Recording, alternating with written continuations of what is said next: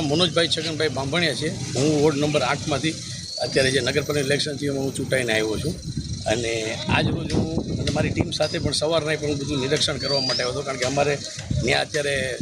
જે ઇલેક્ટ્રિસિટીના વાયર છે અંડરગ્રાઉન્ડ નખાય છે નગરપાલિકા સ્ટ્રીટ લાઇટ માટેના, એટલે એના અંદર એસ્ટિમેટ પ્રમાણે મને વાત મળી છે ભાઈ 1.5 થી 2 ફૂટ અંદર નાખવાનું હોય, પાણી આવીને જોયું તો 4 આંગણ માટેનું જ હતું ને આ એક બહુ વસ્તુ એવી કહેવાય કે ઇલેક્ટ્રિસિટીનો પ્રોબ્લેમ વસ્તીવાળી હોય, એમાં કંઈ પણ વસ્તુ થઈ હોય ફેટલ કે કોઈ પણ વસ્તુનો અંદર તો એ બહુ અમારે સહન કરવું પડે નગરપાલિકાના હિસાબે સભ્ય હિસાબે।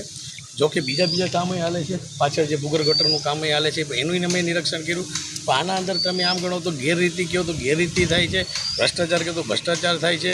અને તમે એમ કહો કે ભાઈ લોટ પાણી લાકડા કરે છે તો એ કરે છે। જો અત્યારે આ જે આખી લાઇન જે નાખે છે ઇલેક્ટ્રિસિટીની અંદર ટોટલી વસ્તુ, અને જ્યાં સરકારનો એક મહત્વલક્ષી પ્રોગ્રામ છે કે ભાઈ તમારે અંડરગ્રાઉન્ડ લાઇન કર્યું હતું, એના અંદર જ આ રીતના જે કરે છે તો કાલ સવારે પછી આનું શું અને આયુષ્ય શું? મનોજભાઈ, ખાસ વાત કરીએ તો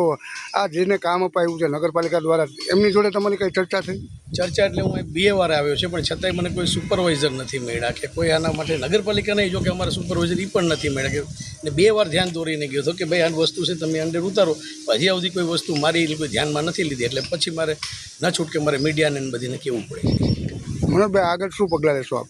બસ આગળ આજ જે રજૂઆત છે એનું મેં વિડીયો શૂટિંગ લીધું, ફોટો લીધા, હું ચીફ ઓફિસ સાહેબને મળીશ, અને બીજું એ પણ કહેવા માગું છું કે ભાઈ ઉના નગરપાલિકાના અંદર 9 વોર્ડ છે, એમાં 36 નગરપાલિકાના સભ્ય છે, તો અત્યારે બધા વોર્ડના અંદર કામ હાલે છે, હું તો એ પણ કહું છું કે બધા જેટલા નગરપાલિકાના સભ્ય છે તમામ એના વોર્ડના અંદર જેટલા કામ થાય છે એ બધીના માથે રહીને બધું સુપરવાઇઝિંગ કરો ને 100% કામ થાય એવું તમે આગ્રહ રખાવો કોન્ટ્રાક્ટર પાસેથી, અને આ જે ગેરરીતિ કરતા હોય એને તમે ત્યારે બ્લેક લિસ્ટ કરવા હોય કોન્ટ્રાક્ટર તો એ પણ કરો,